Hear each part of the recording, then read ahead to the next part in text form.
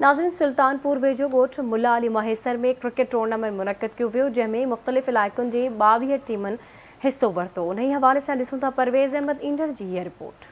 सुल्तानपुर जो ॻोठ मुल्ला अली मैसर में जाम अहमद अली ख़ान मैसर पारां इलाइक़े वासी अवाम जी तफ़रीह लाइ क्रिकेट टूर्नामेंट मुनक़द कई वई। क्रिकेट टूर्नामेंट में हिस्सो वठंदड़ 22 टीमुनि विच में हलंदड़ 8 ॾींहनि खां मुक़ाबिलो पंहिंजी पुॼाणी ते पहुतो। फाइनल मुक़ाबले में केडी खान सीसी टीम 8 ओवरनि में 127 स्कोर कयो, जॾहिं त शहनशाह टीम पंहिंजा जोर ॾेखारींदे 5 ओवरनि में स्कोर मुकमल करे टाइटल पंहिंजे नाले करे वरितो। उन मौक़े ते रांदीगरनि ऐं तमाशनि आवाज़ न्यूज़ सां ॻाल्हाईंदे चयो त जीअं मां पहिरियों त शुक्र अदा कयां थो, एॾो वॾो इवेंट जेको असां मुल्ला अली मैसर में तक़रीबन रखायोसीं, इंशाअल्लाह अलाह शुक्र सां कामयाबु थी वियो। माशाअल्लाह ज़बरदस्त, बहुत ॾाढी ख़ुशी जानी असां तक़रीबन 3 टीमनि खां असां विन करे बाद में फाइनल खटियो आहे। इंशाअल्लाह थींदा रहनि, अॻियां बि कराईंदा रहंदा इंशाअल्लाह, उमेद आहे। हार जीत गेम जो हिस्सो आहे, पर मां मुक़ाबिलो तमामु घणो कयो आहे। मां 4 टीमुनि खां खटे चुको आहियां। अगरि जे मुंहिंजो स्कोर 130 हुजे त मां मैच विन कयां आई आहे। मुल्ला अली बादशाह टूर्नामेंट जे नाले सां हिते टूर्नामेंट लॻो।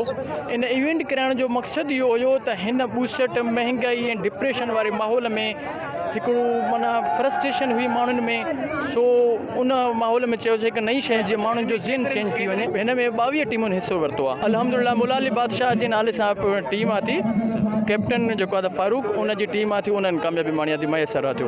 5 राउंड थिया आहिनि, उन जा 22 मैचूं हुयूं, जेके टोटल मतिलबु टीमूं हुयूं 22 जी। हार खट ते हिकु टीम जो हिसो आहे थियो। रिक्वेस्ट कंदुसि वस वारनि खे, CM साहब खे ऐं बाक़ी जेके वस वारा आहिनि, रिक्वेस्ट कंदुसि त SPL जो नओं हिकिड़ो मुनक़िद जेको कयो वियो आहे थियो प्रोग्राम फेडरल खां बि हाणे सिंधु लेवल ते अची वई आहे थी। इन सां नौजवाननि जा मौक़ा घणा मिलनि था पिया। असां इहा रिक्वेस्ट कंदासीं त स्पोर्ट्स डिपार्टमेंट खे थोरो जेको आहे तवजो ॾियणु घुरिजे त डिस्ट्रिक्ट वाइज़ ते या तालुके वाइज़ ते ग्राउंड जेको आहे थोरा मुहैया कया वञनि, ताकी रांदीगरनि खे अॻिते अचण जो मौक़ो मिले, टैलेंट हिकिड़ो निकिरी अचे ॿाहिरि। ऐं मुंहिंजो हिन टूर्नामेंट में जेको किरदारु हुयो उहो ग्राउंड इंचार्ज हुयो, यानी कि महिमाननि खे विहारणु ऐं डिसिप्लिन जे हिसाब सां मां सॼो कमु कयो ऐं बहितरीनु टूर्नामेंट थी आहे। असांजे ॻोठ वारनि, भर वारे ॻोठ वारनि तमामु घणो लुत्फ़ अंदाज़ थिया ऐं वॾो मज़ो वरितो। जेको असां प्रोग्राम रखायोसीं, इन सोच सां रखायोसीं त हिते मोहबत जे प्रोग्राम खे अॻिते वधायूं, तफ़रीह जे प्रोग्राम खे अॻिते वधायूं ऐं अहिड़ा इंशाअल्लाह प्रोग्राम जारी रखिया वेंदा।